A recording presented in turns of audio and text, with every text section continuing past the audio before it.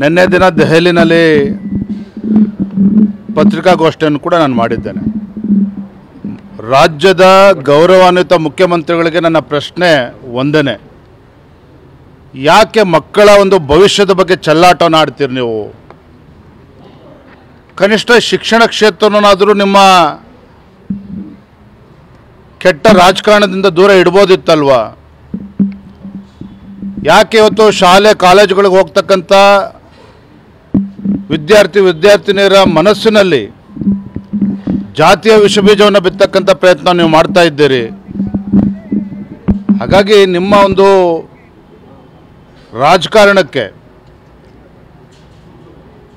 College ಶಾಲಾ ಮಕ್ಕಳನ್ನು ಎಳೆದು ತರ್ತಕ್ಕಂಥ ಕೆಲಸ ನೀವು ಮಾಡಬೇಡಿ ಅನ್ನೋ ಮನವಿಯನ್ನು ನಾನು ವಿನಯಪೂರ್ವಕವಾಗಿ ನಾನು ಮಾಡಿದ್ದೇನೆ. ಆದರೆ ಸಂತೋಷ, ನಿನ್ನೆ ಮುಖ್ಯಮಂತ್ರಿಗಳು ನಾನು ಹಾಗೆ ಹೇಳೇ ಇಲ್ಲ ಅನ್ನೋ ಮಾತನ್ನು ಕೂಡ ಹೇಳಿದ್ದಾರೆ. ಆದರೆ ರಾಜ್ಯ ಜನ ಎಲ್ಲವನ್ನು ಕೂಡ ಗಮನಿಸಿದ್ದಾರೆ. ಆ ರೀತಿ ನಡ್ಕೊಳ್ಳೋದಿಲ್ಲ ಅಂತೇಳಿ ನಾನಂತೂ ಭಾವಿಸಿದ್ದೇನೆ.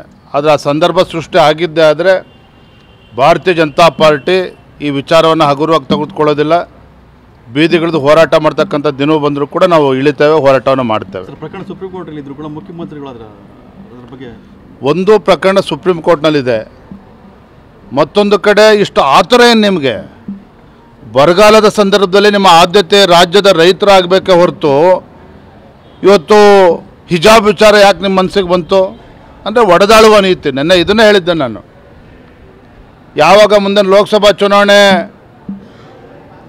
ಕಾಂಗ್ರೆಸ್ ಪಕ್ಷಕ್ಕೆ ಇಲ್ಲಿ ಒಂದು ಸ್ಥಾನವೂ ಸಿಗೋದಿಲ್ಲ ಅನ್ನೋ ವಾತಾವರಣ ನಿರ್ಮಾಣ ಆಗ್ತಾ ಇದೆಯೋ, ಆತಂಕಕ್ಕೆ ಒಳಗಾಗಿರ್ತಕ್ಕಂಥ ರಾಜ್ಯದ ಕಾಂಗ್ರೆಸ್ ಪಾರ್ಟಿ ಈ ರೀತಿ ಒಂದು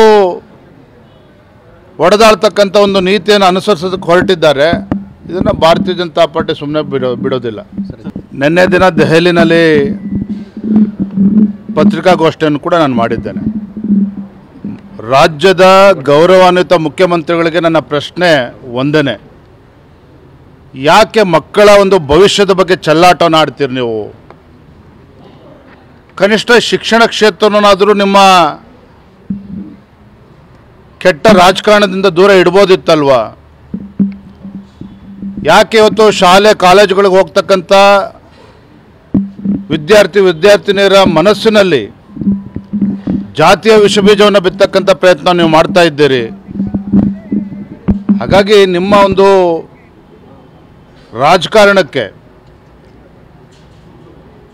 ಕಾಲೇಜು ಶಾಲಾ ಮಕ್ಕಳನ್ನು ಎಳೆದು ತರ್ತಕ್ಕಂಥ ಕೆಲಸ ನೀವು ಮಾಡಬೇಡಿ ಅನ್ನೋ ಮನವಿಯನ್ನು ನಾನು ವಿನಯಪೂರ್ವಕವಾಗಿ ನಾನು ಮಾಡಿದ್ದೇನೆ.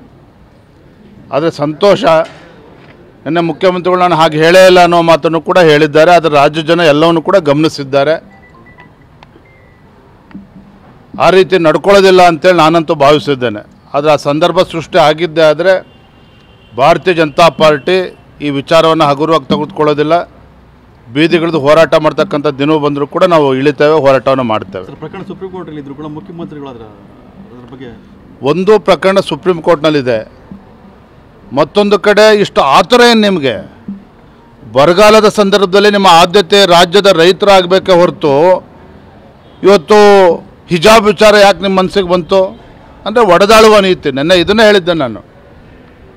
ಯಾವಾಗ ಮುಂದಿನ ಲೋಕಸಭಾ ಚುನಾವಣೆ